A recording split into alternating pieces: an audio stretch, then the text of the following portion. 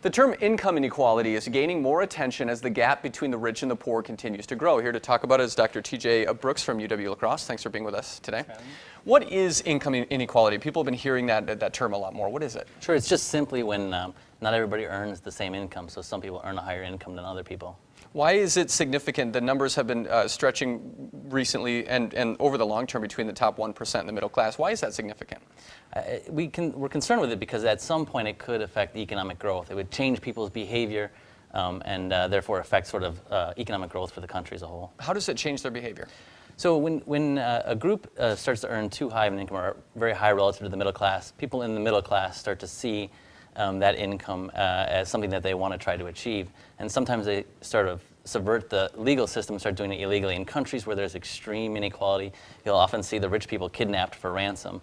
In our country, we do things like try to become professional football players or try out for American Idol as a way to sort of reach that high income bracket. Those are sort of non-productive activities. So instead of working our way up through the economy, we try to jump right to that top 1%. Right.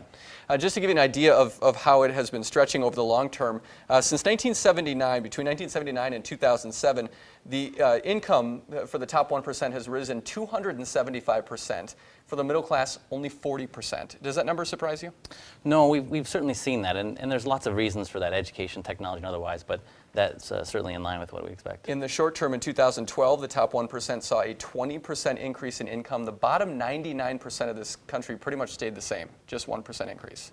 Yeah, absolutely, and that is the widest gap since 1920. How big of a problem could this become if it continues to stretch and get bigger? There's a famous Supreme Court justice who once said you can have democracy or you can have inequality, but you can't have both. So at some point it will become a problem for our country if this trend continues. Robert Shiller, who won the Nobel Prize last year for economics, said this is the biggest problem facing this country. How do you reverse this problem?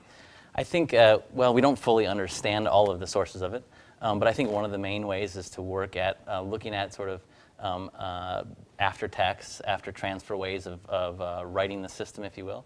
There's also, of course, ways of improving education to reduce the sources of inequality at the start. We were talking before the show, but you said there is something to be said to have a bit of an income inequality gap, just so that there's incentive. Absolutely. I mean, you're always going to have some inequality, and having a little bit of inequality is a good thing because it provides proper incentives for people trying to sort of increase their income. You just don't want it to be so extreme that they resort to illegal means to do that.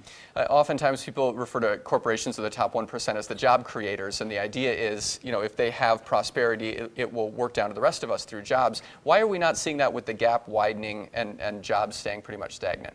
I mean, I think we face a unique kind of stagnation in the country at the moment that we don't, fully understand if we're going to break out of it or not. Again, part of it's the process of globalization, the changes in technology that we've had, the recent financial crisis, and certainly the stagnation we've had in some groups with education sort of leveling off.